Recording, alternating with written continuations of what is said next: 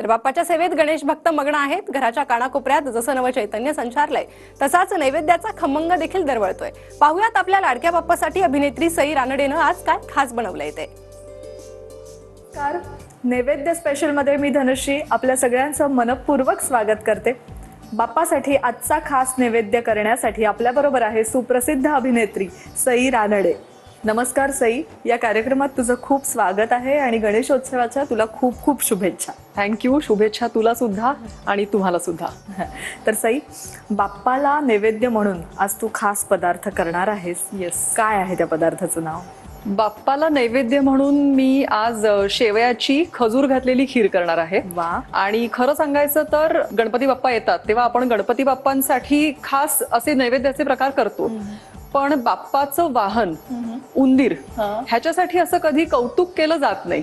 उंदराला खीर आवडते म्हणून मी उंदराच्या वाहनाचं एक महत्व राखण्यासाठी म्हणून शेवयाच्या खिरीमध्ये थोडं व्हेरिएशन आहे. बरं. तर खजूर घातलेली आणि असं एक थोडा ट्विस्ट असलेली अशी एक खीर करणार आहे, जी दिसायला शेवयाच्या खिरीसारखी नाही दिसत. म्हणजे आपल्याला असं वाटतं की शेवयाच्या खिरीत काय वेगळं आहे, पण जरा काहीतरी ट्विस्ट आहे. वा, म्हणजे बाप्पाला नैवेद्य मिळणार आहेच, पण त्याचबरोबर उंदीर मामांसाठी खास आज हा पदार्थ तयार केला जाणार आहे. चल तयारी करून घेऊ. चालेल. खजूर शेवयांच्या खिरीचं साहित्य आम्ही सगळं मांडून ठेवलेलं आहे. हो. सुरुवात करूया सई? चालेल. पहिल्यांदा आपण एका पातेल्यामध्ये दूध गरम करायला घेऊया. बरं.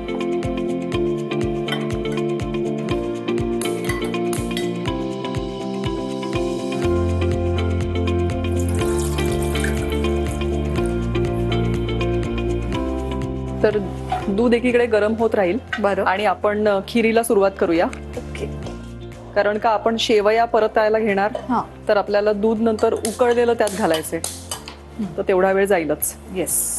तर सुरुवातीला तूप घेऊया. वा. एक आहे, हा नैवेद्य बनवताना जरा प्रेमाने घालायला लागतं. आपण कितीही डाएट कॉन्शियस वगैरे आजकाल असलं तरी बाप्पाच्या बाबतीत थोडंसं विसरून. डाएट कॉन्शियस आपण असतो, पण म्हणून बाप्पावर अन्याय करायचा नाही. बाप्पासाठी अगदी सगळं भरभरून.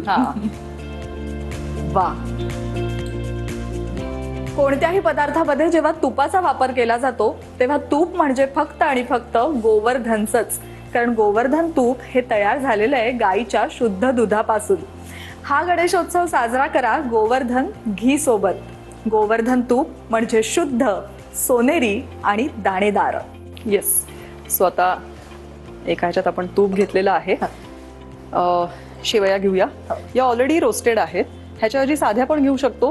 पण ही सोय आहे त्यामुळे आपल्याला अजूनच आपलं काम इझी आणि वेळही वाचतो नाही का. म्हणजे आधीच थोड्याशा भाजलेल्या आहेत त्या आणि त्यात तुपावर फक्त परतून घ्यायचा आहे. त्याचा एक सुगंध आणि स्वाद शेवयांना लागला पाहिजे. तो शेवया एकीकडे आपण परततो आहोत. बरोबर. हे दूध पूर्ण तापून घ्यायचंय. हो, त्याला उकळी फुटली पाहिजे.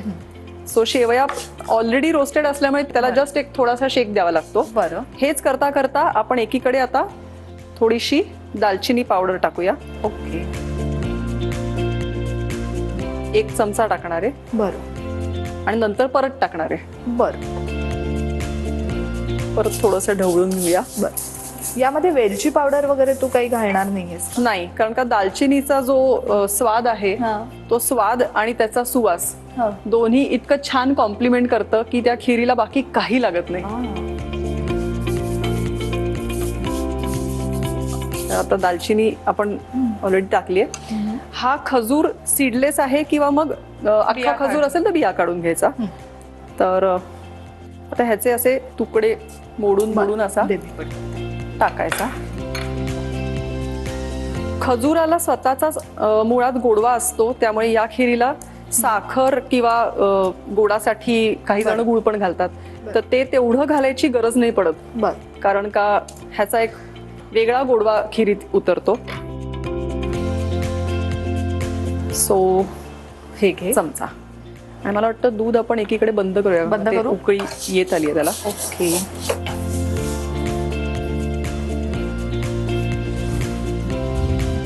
येस.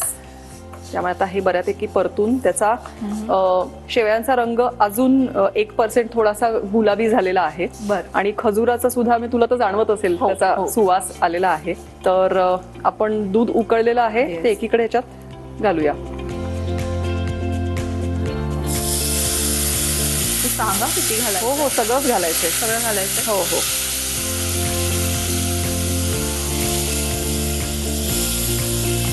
खीर करताना दूध उकळलेलं हो. आपण घेतोच, कारण का त्याशिवाय त्या शेवया छान फुलून येत नाहीत. आहा. एरवीच्या खिरीपेक्षा हा रंग सुद्धा जरा खिरीचा वेगळा आहे. हो. कारण खजूर आहे अर्थात यामध्ये. खजूर आणि दालचिनी पावडरचा पण हो, रंग हो. बदलतोच. बरोबर आहे. तर आता उकळी फुटलेलीच आहे. आता परत एकदा थोडीशी परत दालचिनी पावडर. बरं. आपली नेहमीची शेवयाची खीर असते हा, हा. त्याच्यापेक्षा एकदमच वेगळी दिसते. हो. आता जस्ट ह्याला उकळी आलेली आहे. तर सुकामेवा. हा. पण हा तू गुळ पण घेतलायस इथे. आपण हो. आता खिरीत गोडपणा येण्यासाठी साखर घातली. साखर घातलेली नाहीये. तो काही गुळ- लोकांना साखरच आवडते खिरीसाठी, हा, हा. पण ह्याच्यामध्ये आपण खजूर घातलाय. खजुराचा एक वेगळा गोडवा आहे. बरोबर. तर खजूर असताना साखर घातल्यावर मग त्या खजुरावर फोकस जात नाही. बरोबर. म्हणून मग गुळ घातल्यानंतर ते जरा अच्छा. खजुरावरती लक्ष राहतं आणि ती अच्छा. आपल्याला चव आपल्या. मुळात या खिरीला जो काही स्वाद, गोड स्वाद येणार आहे तो येणार आहे सगळा खजुरामुळे. आणि असे सगळे ड्रायफ्रुट्स घालून सगळे एकदम रिच बनवली आहे. वा, वा, बंद वा. करूया. बंद करूया. येस.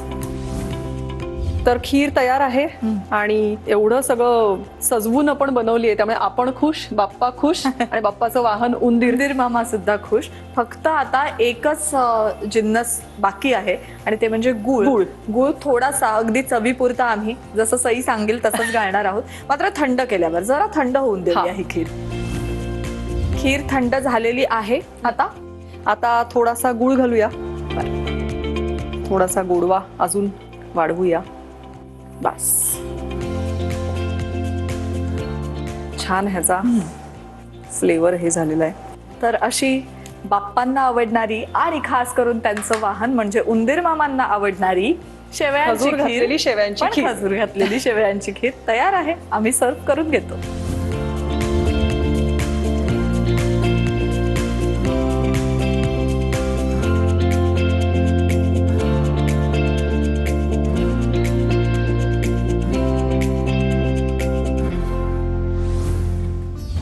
सई, आज खास तू उंदीर मामांचा विचार केलास आणि त्यांच्यासाठी खास नैवेद्य केलेला आहेस तू. हो. पण खरोखर अप्रतिम होता हा पदार्थ आणि अर्थात नैवेद्य दाखवल्याशिवाय आपण ती चव चाखणार नाही आहोत. Correct. पण तरी सुद्धा अरे बापरे. गोवर्धन कडून तुला ही गोड आणि आनंदाची भेट. थँक्यू. गोवर्धन या ब्रँडनी आता मिठाई क्षेत्रात सुद्धा पदार्पण केलंय. त्यांच्या मिठाया या शुद्ध तुपापासून तयार केलेल्या आहेत. या मिठाया त्यांनी लॉन्च केल्या ज्यामध्ये तुम्हाला पेढे, मोदक, काजू कतली आणि काजू पिस्ता रोल या मिठाया मिळू शकतात. आजच तुमच्या जवळच्या दुकानात जा आणि गोवर्धन मिठाई खरेदी करा. या गणेशोत्सवाचा आनंद गोवर्धन मिठाई सोबत द्विगुणित करा. गर्वाने गोवर्धन.